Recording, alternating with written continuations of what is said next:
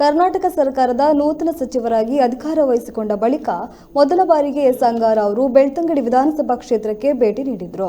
ಬಳಿಕ ಶ್ರೀ ಕ್ಷೇತ್ರ ಧರ್ಮಸ್ಥಳಕ್ಕೆ ಭೇಟಿ ನೀಡಿ ಮಂಜುನಾಥ ಸ್ವಾಮಿಯ ದರ್ಶನ ಪಡೆದು ವಿಶೇಷ ಪೂಜೆ ಸಲ್ಲಿಸಿದರು.